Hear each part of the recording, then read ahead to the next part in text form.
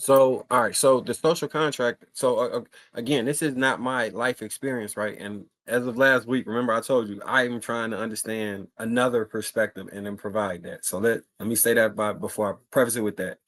So I'm gonna further this argument for them. If you are supposed to do it because you're just supposed to, then men should be awarded a basic level of respect because that's what they're supposed to. But in this day and age, when they could turn on online TV or YouTube or Instagram, and you have a woman saying like, well, like any of the things that are online right now, where I heard a woman say earlier, like she would rather get under white men than black men and watch us burn or something. You know what I'm saying? When you have rhetoric that's being spewed under this gender war dynamic, how can those men hear women? You know, because unfortunately in society, the most negative and loud opinions seem to drown out the positive and actual reality, right? So if your reality is shaped around a circumference where when I go to the store, the women won't look me in my face and they're extremely rude to me. When I try and talk to somebody and be polite, they don't say thank you. They don't appreciate me as a man. When I go on a date, I get used for food and I don't get a call back. And because my life experience isn't that, it doesn't mean somebody's isn't, right?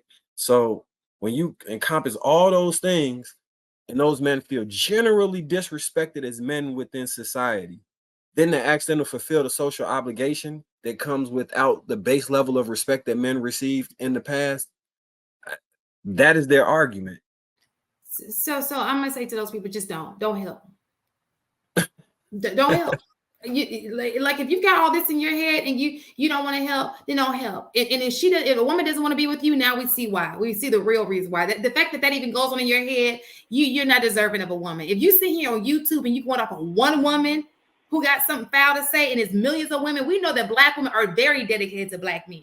We are the most we are the most loyal to our race than any other race of women to our men.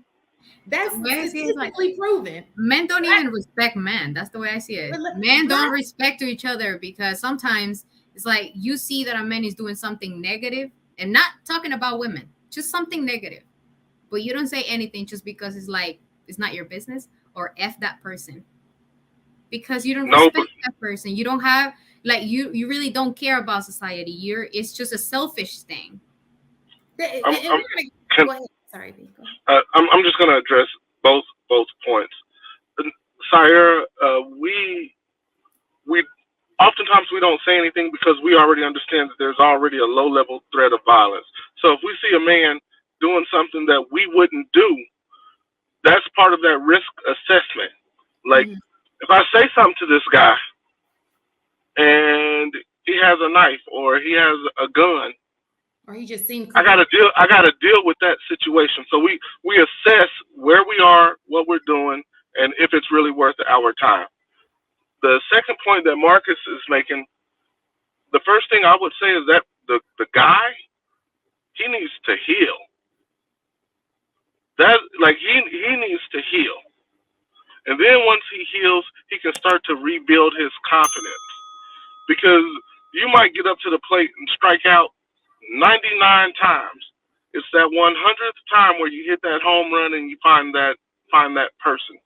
So if it's not in you to protect because you're feeling some kind of way, go heal yourself. Because I truly believe it's an innate nature in us to where we want to help, where we want to provide, and we would have to get recentered and fix that part of us that's broken that says f that b word. All of y'all treat me like crap.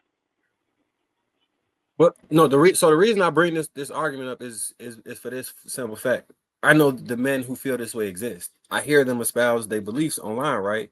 And in a situation where my wife, daughter, sister, cousin will be outside, I would hope that no men are in that frame of mind. So because you can't ignore it and then just until it's in your yard, right? You have like part of my risk assessment is looking at potential, probable, possibility, right? And I think it's a huge possibility that a situation can occur where somebody could have saved a woman in my family and they don't, based off of the rhetoric that's spewed online. Like a huge possibility. And that incident, fake or real, with the brick lady that just happened, kind of highlighted that for me. And my thing is like problem solving, right? So what would y'all suggest as like a general thing can be done so those men feel like they're still a part of society? I think that they listen. You're not going to influence. There's no part of me that's going to believe that a man goes outside and everybody's rude to them. Every single person that they come in contact, even at their workplace, is rude to them. Y'all don't believe it. Yeah, that was actually the question that I wrote down. I said, Like, are men you mean tell me he go to church by random women? Are men really being disrespected by random women, or is it women that they've dealt with personally? Because if it's women that they dealt with personally that they're getting these experiences from, then it's them. Like, where are you? What are you doing that are attracting? Why are you around an environment where these women are, right? Or people in general. So that was my question is, are men really being disrespected by just random people, random women, that it would so much so to the point that they're like, I can't offer protection to nobody, because that's how often women are being disrespectful. Right. So are you going? Listen, give me a second. I just get from my word. Just jump right on in. Listen. So you telling me when he going to the church house, all the church ladies is saying, "Oh, I'm not going to talk to you because you're, those are women." Or when he goes to work, "Oh, I'm not going to talk to you. Don't hand me the facts." Like what? What? It's conflicting interest. I think it's conflicting interest because it's like if it's women that they want to approach or they have dealt with personally, like you said, and these women are trying to or rejecting and not being nice because they're being rude to them for that reason, then it's understandable they feel that way. But I don't think, well, personally don't go outside treating people like nothing. But I wanted to give an example again to make a point that it is not just men to women, women to men. It's just society. We're not respecting each other. I work with tourists. I own a business in my country, and I happen to be in a resort with my group of tourists, and there was another group of women. One of these ladies had a bathing suit, but it was a thong, and it was white. She was wearing, I don't know if she was in her period or what, but I could see the liner, the panty line.